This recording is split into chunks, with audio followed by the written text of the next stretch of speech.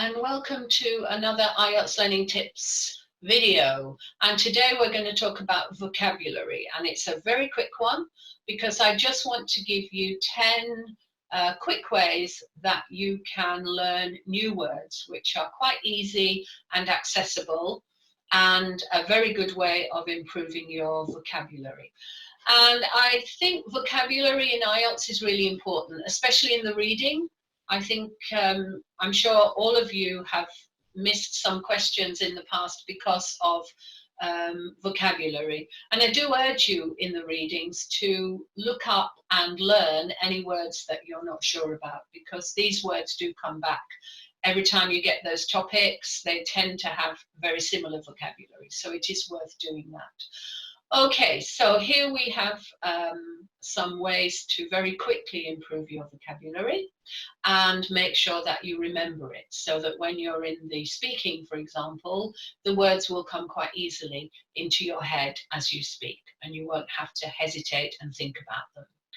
So before I put up the slides, I just want to remind you that you can meet with me, or you can get more from me from both my website, IELTSlearningtips.com, and also from my Facebook group, both of which have links below the video. So if you want to join my Facebook group, and I'd love you to do that, then you can just click the link. And I do put other things there. I usually write a little daily post with some advice, and I also do some Facebook Lives, so there are other things there for you. And on my website, I send out emails with more information, and also there are some free resources that you're welcome to download and use to help you with your IELTS preparation.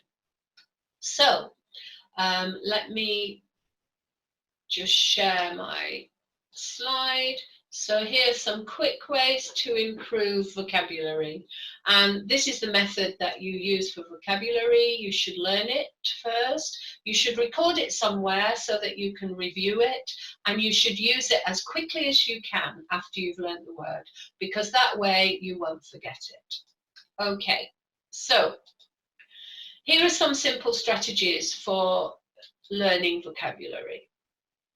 3 new words every day. If you can do more, but 3 seems like a good number.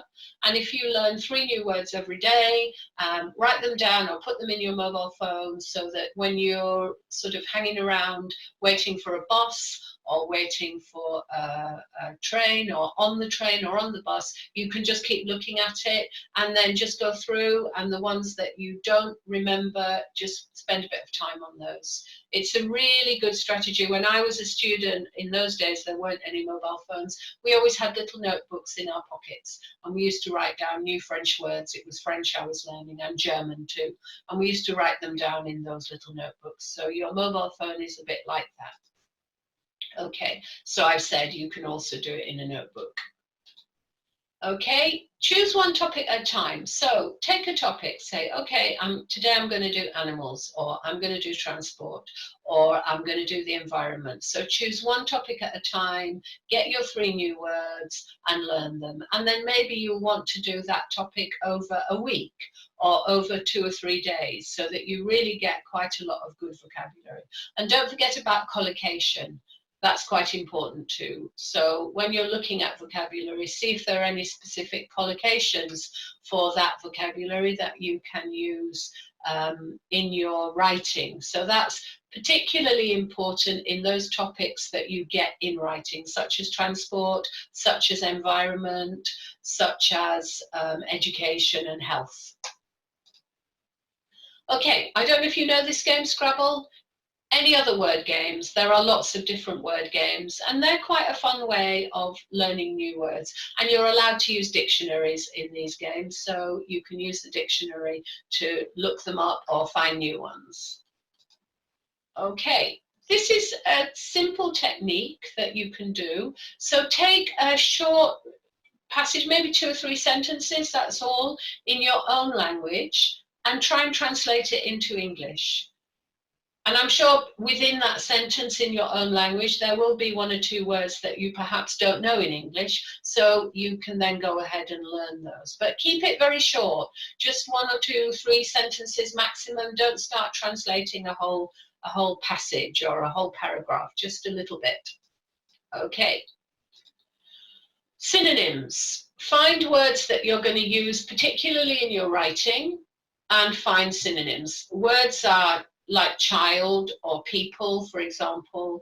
In task 1, especially in the academic, you maybe need to find words for increase, decrease, etc., because these are used a lot within one piece of writing. Be careful of the words you use. Make sure that they're words that are suitable for task 2 writing. So a lot of people, for example, put the word kid. It's not suitable in IELTS writing. It's fine in speaking, and it's okay in the informal letter, but a word like kid is informal, so don't use it in your writing. But find synonyms for these simple words, and find synonyms for other words that you like to use so that you're not repeating. Do crosswords. I think crosswords are really good. They're very good for spelling, but they're also good for, you know, learning new words. So, and there are lots of them online. If you find interactive ones, that they'll give you clues, and it's another fun way of playing with vocabulary. Okay, this is a good thing to do, is to listen to the radio or watch the TV, but only do it for a short space of time, because otherwise it will get frustrating.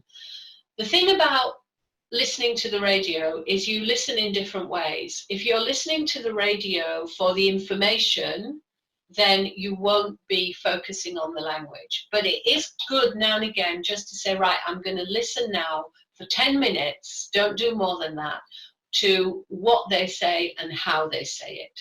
And then you're listening to language, and you probably won't pick up exactly the meaning of what they're saying, but you're listening for words you don't know, or you're listening for sentences that you've not heard, ways of saying things, and then write those down. But as I said before, don't do it for long, because if you do, it can get a little bit tedious.